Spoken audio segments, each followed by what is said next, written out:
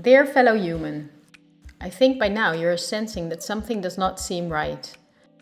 But I also think that poorly argumented conspiracy theories have caused you to stay far from the fear-mongering media and conspiracy theorists alike. But please listen, because as you are watching, millions fall into poverty because of the corona measures of the past year. Even if the greatest economic crisis in history has not affected you yet, it will only be a matter of time until the rippling effects will hit you as well. This is not fear-mongering, but it's a harsh reality.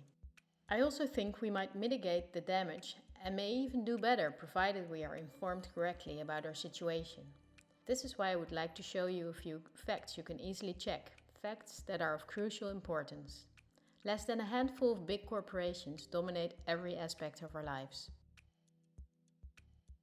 That may seem exaggerated, but from the breakfast we eat to the mattress we sleep on and everything we wear and consume in between is largely dependent on these corporations.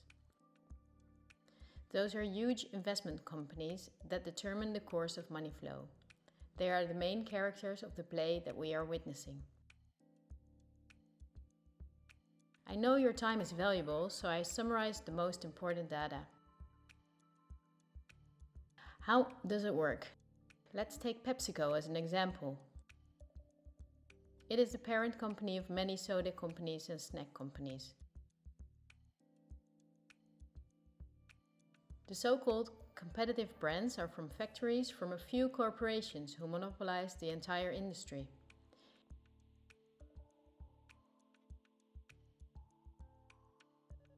In the packaged food industry, there are a few big companies, like Unilever, the Coca-Cola company, Mondelez and Nestlé. In the picture you see that most brands in the food industry belong to one of these corporations. The big companies are on the stock market and have the big shareholders in the board of directors. On sources like Yahoo Finance, we can see detailed company info such as who the biggest shareholders actually are. Let's take PepsiCo again as an example. We see about 72% of stock is owned by no less than 3,155 institutional investors. These are investment companies, investment funds, insurance companies, banks, and in some cases governments. Who are the biggest institutional investors of PepsiCo? As you can see, only 10 of the investors own together nearly 1/3 of the stock.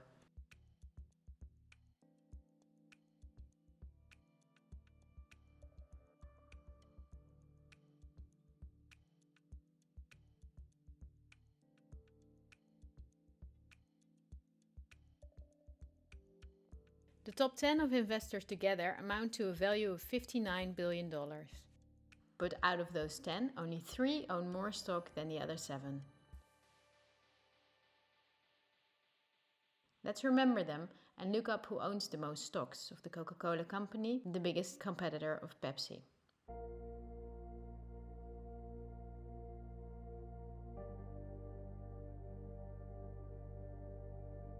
The biggest lump of stock is again owned by institutional investors.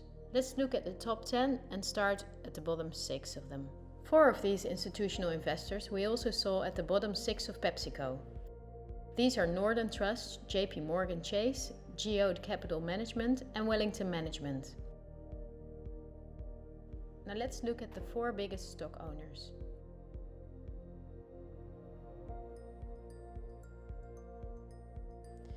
They are BlackRock, Vanguard and State Street. These are the world's biggest investment firms, so PepsiCo and Coca-Cola are not competitors at all. The other big companies that own a myriad of brand names like Unilever, Mondelez and Nestlé are from the same small group of investors. But it's not only in the food industry that their names come up. Let's find out on Wikipedia which are the biggest tech companies.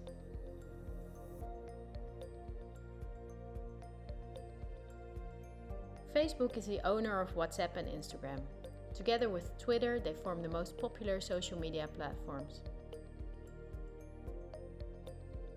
Alphabet is the parent of all Google companies like YouTube and Gmail. But they are also the biggest investor in Android, one of the 2 operating systems for nearly all smartphones and tablets.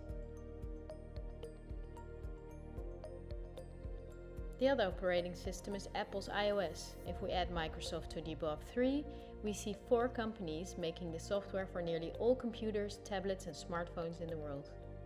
Let's see who are the biggest shareholders of these companies. Take Facebook. We see that 80% of the stock is owned by institutional investors. These are the same names that came up in the food industry. The same investors are in the top 3. Next is Twitter. It forms with Facebook and Instagram the top 3. Surprisingly, this company is in the hands of the same investors as well. We see them again with Apple and even with their biggest competitor, Microsoft.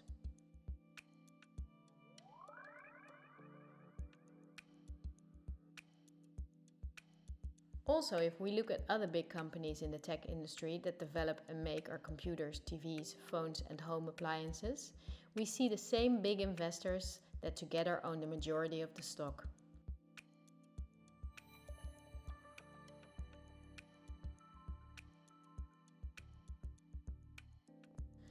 It's true for all industries, I'm not exaggerating.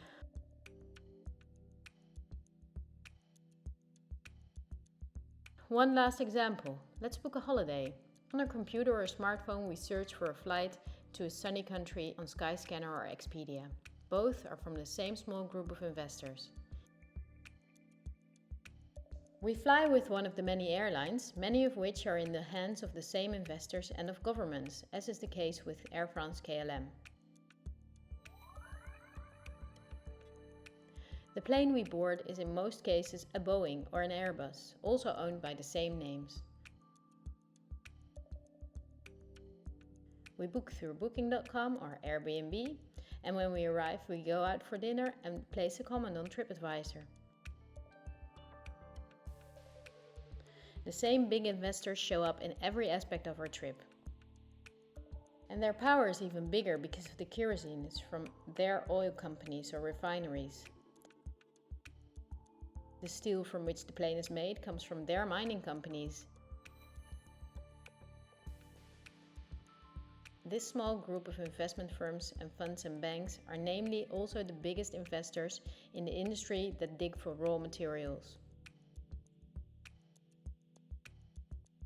Wikipedia shows that the biggest mining companies have the same big investors that we see everywhere.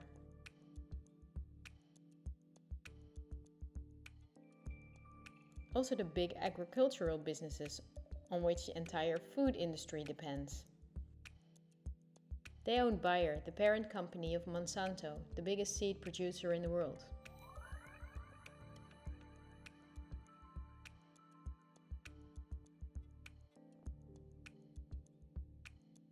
But they are also the shareholders of the big textile industry.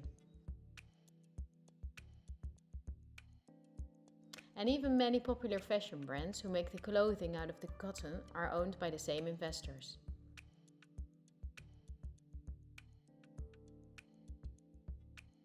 Whether we look at the world's biggest solar panel companies or oil refineries, the stocks are in the hands of the same companies.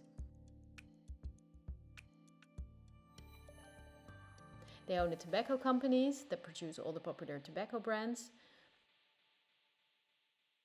but they also own all big pharmaceutical companies and the scientific institutions that produce medicine.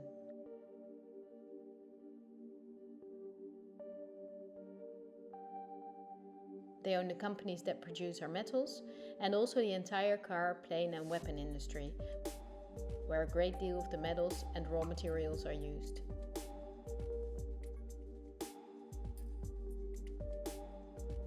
They own the companies that build our electronics, they own the big warehouses and online markets, and even the means of payment we use to buy their products.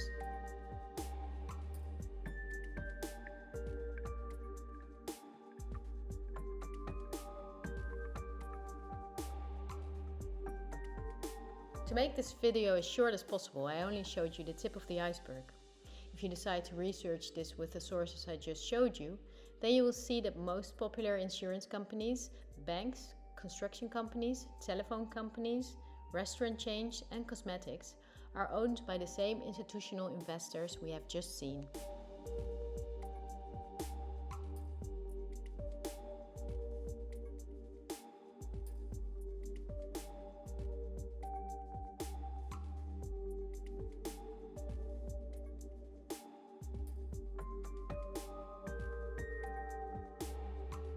These institutional investors are mainly investment firms, banks, and insurance companies.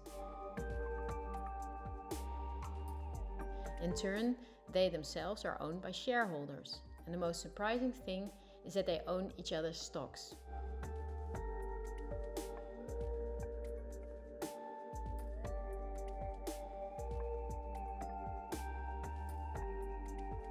Together they form an immense network comparable to a pyramid. The smaller investors are owned by larger investors. Those are owned by even bigger investors. The visible top of this pyramid shows only two companies whose names we have often seen by now. They are Vanguard and BlackRock. The power of these two companies is beyond your imagination. Not only do they own a large part of the stocks of nearly all big companies, but also the stocks of the investors in those companies. This gives them a complete monopoly.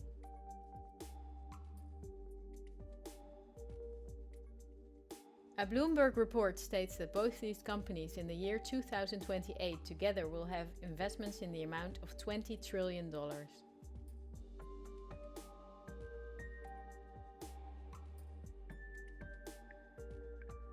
That means that they will own almost anything. Bloomberg calls BlackRock the fourth branch of government because it's the only private agency that closely works with the central banks. BlackRock lends money to the central bank, but it's also the advisor. It also developed the software the central bank uses. Many BlackRock employees were in the White House with Bush and Obama.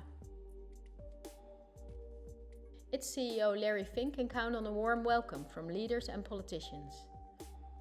Not so strange if you know that he is the frontman of the ruling company. But Larry Fink does not pull the strings himself. BlackRock itself is also owned by shareholders. Who are those shareholders? We come to a strange conclusion. The biggest shareholder is Vanguard. But now it gets murky. Vanguard is a private company and we cannot see who the shareholders are.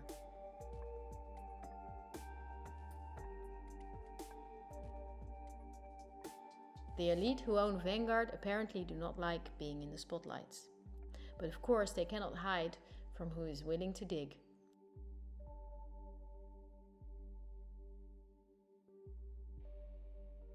Reports from Oxfam and Bloomberg say that 1% of the world together owns more money than the other 99%. Even worse, Oxfam says that 82% of all earned money in 2017 went to this 1%.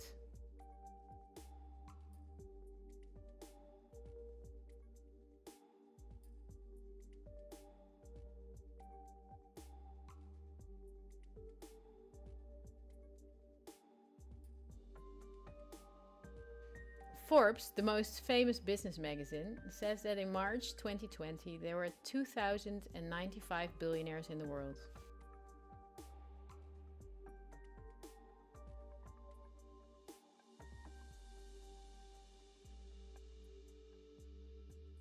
This means that Vanguard is owned by the richest families in the world. If we research their history, we see that they have always been the wealthiest, some of them even before the start of the Industrial Revolution. Because their history is so interesting and extensive, I will make a sequel. For now, I just want to say that these families, of whom many are in royalty, are the founders of our banking system and of every industry in the world. These families have never lost power, but due to an increasing population they had to hide behind firms like Vanguard, of which the stockholders are the private funds and non-profits of these families.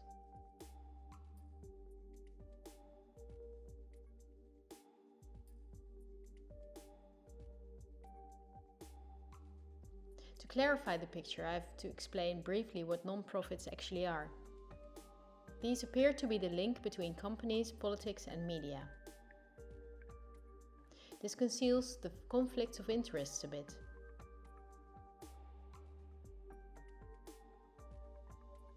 Non-profits, also called foundations, are dependent on donations. They do not have to disclose who their donors are. They can invest the money in the way they see fit and do not pay taxes as long as the profits are invested again in new projects. In this way, non-profits keep hundreds of billions of dollars among themselves. According to the Australian government, non-profits are an ideal way of financing terrorists and of massive money laundering.